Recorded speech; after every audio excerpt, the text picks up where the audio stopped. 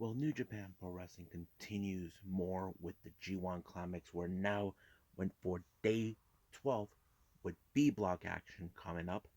We even got AEW Rampage with, of course, two title matches and two special grud matches that we definitely want to talk about.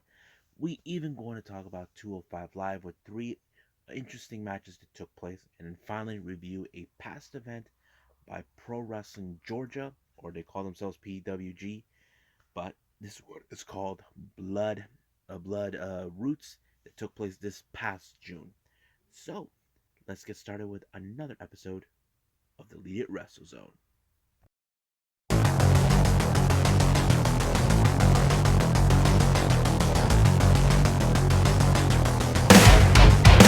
Are you ready? Get up, get up! Get up, get up! Get up, get up! Get up, get up! Get up, get up! Get up, get up!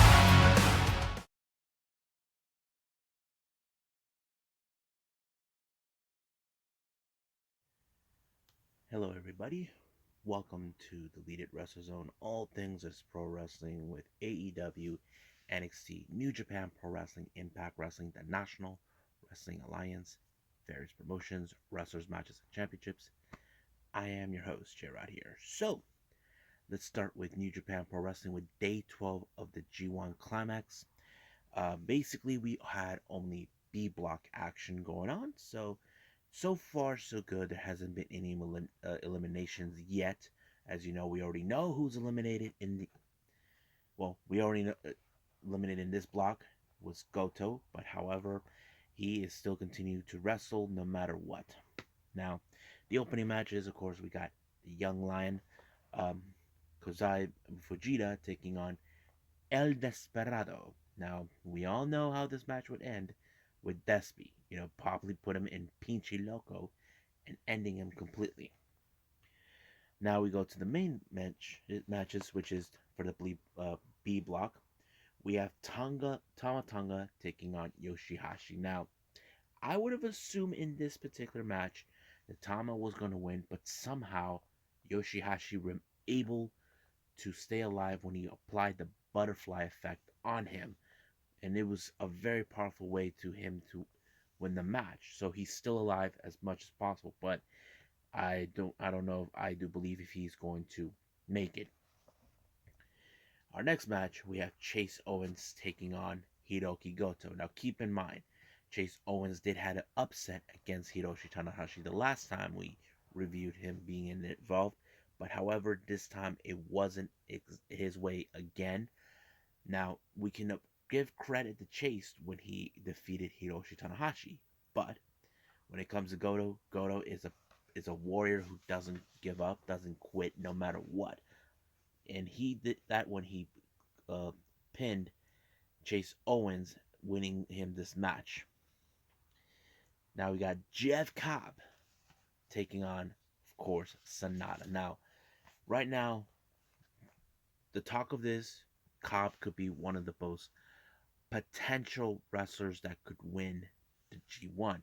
But there are those that believe he could win the entire block. However, he ended it when he put Sonata in the Tour of the Islands.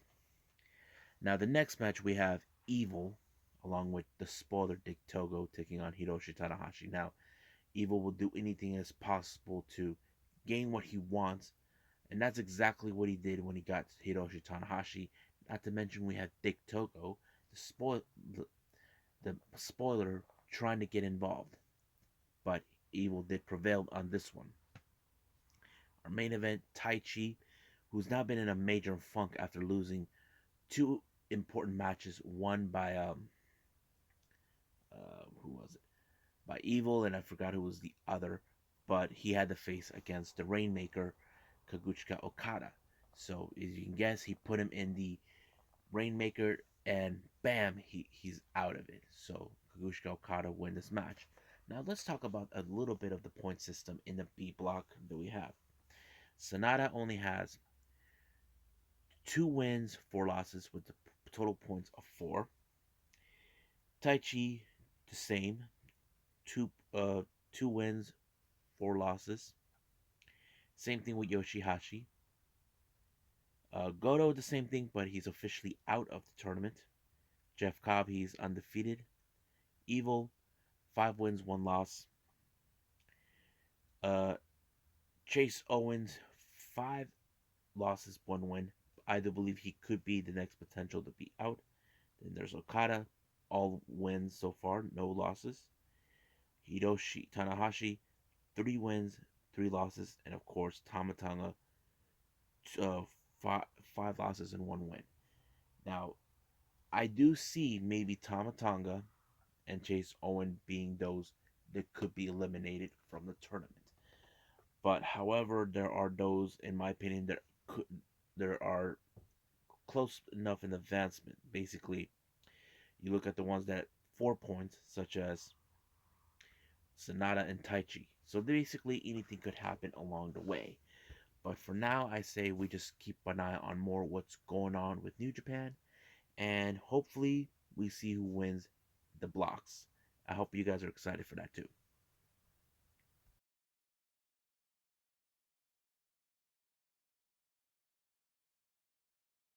Well, once again, we got AEW Rampage with some amazing matches.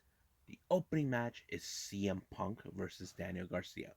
Now, CM Punk hasn't forgotten what happened when he arrived in Chicago. He was viciously attacked by Daniel Garcia and 2.0. The reasons of attacking him was they sick and tired of him. They believe he should have just stayed out once and for all. But however, CM Punk doesn't care. But it was a pretty good match. Now, however, Daniel Garcia can look at CM Punk. Oh, he's an old timer. But however, we can agree Daniel Garcia does have a special submission technician. He is very technical. However, CM Punk has some tricks up his sleeve. As you know, he spent a while training in MMA, even though they were a failure, but he still uses many of the tool crafts that he uses in there, and that's what he did when he put him in the Cobra uh, lock and or something, whatever they call it, forcing Daniel Garcia to tap out. Now, during an interview, we saw Tony Schiavone spoke with Leo Rush, Dante Martin, and Matt Seidel. However, it's still unclear more about what Leo Rush is trying to do with Dante. Now, Matt Seidel questioned it, but he set up a match for Matt Seidel to take on the one person we just saw right now, which is CM Punk. Now, is it wise? I don't know, but it's going to be an interesting match. Now we get to the our next match, which is for the AEW World Tag Team titles. We have the Acclaim, who has been busting their balls trying to say they deserve tag team gold and they believe it belonged to them. However, there was no way they were going to win these matches because you know how the Lucha Brothers are. They have zero fear. But the real question, does the Acclaim know what zero fear is? They tried everything in their power to stop them, but in the end, it was the Lucha Brothers that put Anthony Bowens away with that spike, whatever they call that. And it was over right from the moment it happened. So the Lucha Brothers retained. Even Bowens put on Twitter saying, I want another chance. Well, get back to the line, pal. You just lost this one. Now, as you know, the big announcement that took place this past Wednesday, AEW is having a secondary title for the women's division, the TBS title.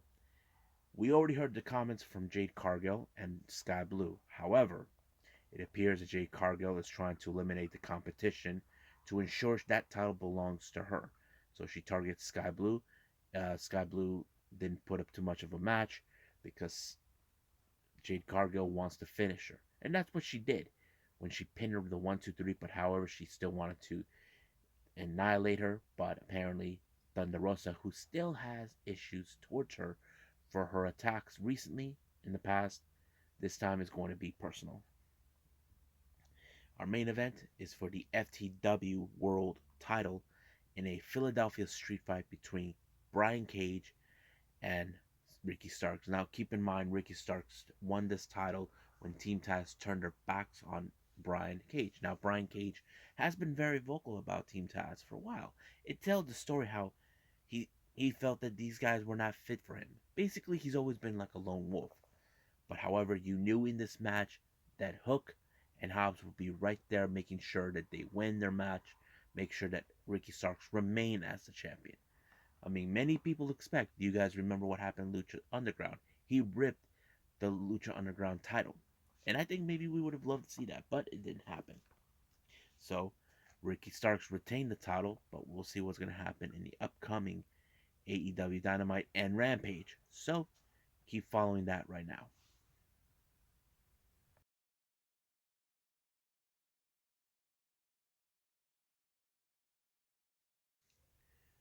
Alrighty then, so we got 205 Live by WWE with three interesting matches. The first one is women's action. We have Amari Miller, who we all know she's been on a roll in early times during 205 Live, facing off against Saray for the first time coming to 205 Live. Normally, I haven't seen her for quite some time, but it's great to see her again. Um, did not expect anything less in this match because, of course, as you know, Saray is one of the most interesting wrestlers to follow, coming from Japan, calling her the way of the sun or something like that. But I've always been a big fan of the Japanese wrestling scene. But I knew she was going to win the match. It was great seeing her. I have to say, Amari Miller put up a great effort. I mean, I do see Amari Miller being rising through the ranks, but I feel Sarai had the much better edge. The next one is a tag team. We got the members representing Diamond Mine, Diamond Mine, the Creed brothers, Julius and Brutus, taking on Dimitri Jackson and Andre Lockhart. But as you can guess, nothing phases the Creed brothers, no matter what. Their powerhouse, their amateur background is still up in the question how they're that good.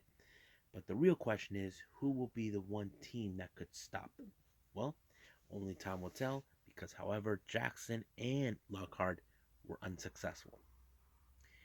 Now, our main event is Trey Baxter taking on Grayson Waller. This was a good match to enjoy because they're both almost a similar way. They're both in the cruiserweight division. Um, I don't know. It was like one of those matches that you can tell, but however, I think Grayson Waller is one of those wrestlers that people want to talk about because he is new and very talented, and I think we could see a bright future with him. I mean, fortunately, he did have that title match against Diamond Mine member Roderick Strong. He was in a losing effort on that one, but I say let's keep moving forward with the next segment.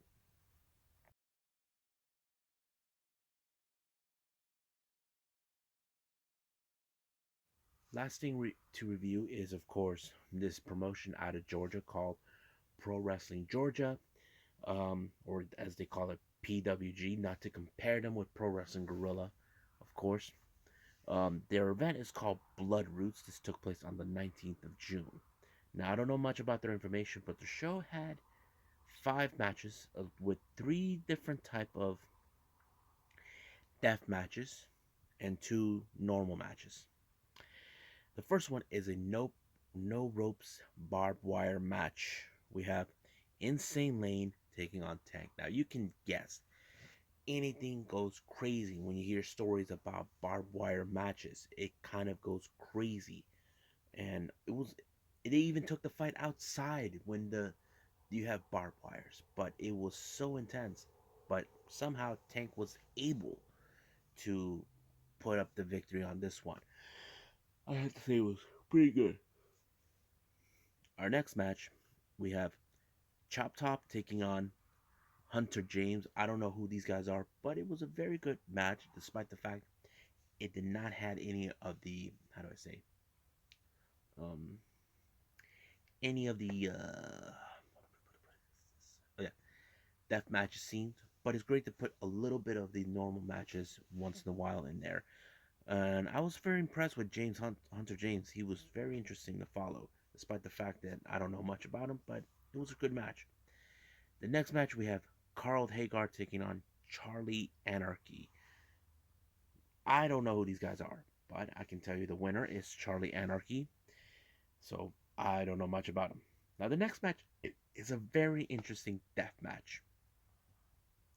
barefoot death match. So basically, you're wrestling with no shoes on, but with things you're gonna be stepping on. Legos, thumbtacks, whatever they add. It's so crazy. I don't know if I've seen a match like this before, but this match was being done with Tyler Graves and Sarah Dox. Sarah Dox even tried to bite the foot off of Graves. I'm like, that's hardcore. But I was like, wow. But it was Sarah Dox who picked up the victory when she pinned him.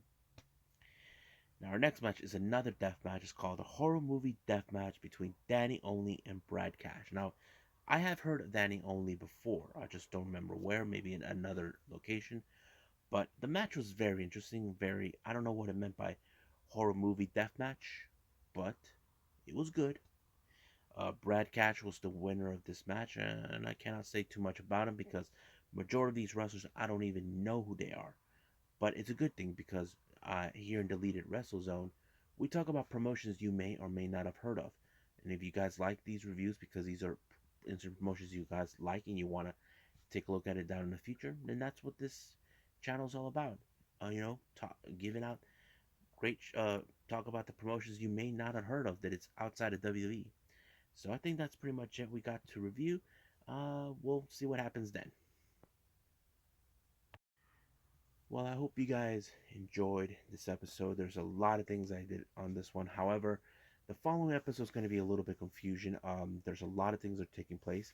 There is a guarantee I will review the G1 Climax, which is day 13th, and also New Japan Strong with Adam Attack. Now, we do know there are two major events taking place, which is the Knockouts Knockdown event by Impact, and of course, Fight Club by GCW, which features John Moxley versus Nick Gage for the GCW World Championship. I'm very excited. And if I cannot see one or the other, I'll probably save one the following day and all that. If you guys must know, I have been following the match between Tam Nakano and Mayu Iwatani. I just got word it ended in a draw, but the most interesting part is Unagi became the next challenger. So yes, somebody from Tam Nakano's faction stepped up. Now this is going to be interesting. Now I want to admit to everybody, I'm a little behind on the Stardom stuff. I'm trying to catch up as much as possible to catch up right now. Same thing with the others I've been following, but stay with me. Just be patient with me. I'll do the best I can. But for now, I'll see you guys in the next DWZ time. Same DWZ channel. I must bid all of you adieu. So, goodbye. And have a nice day. Bang.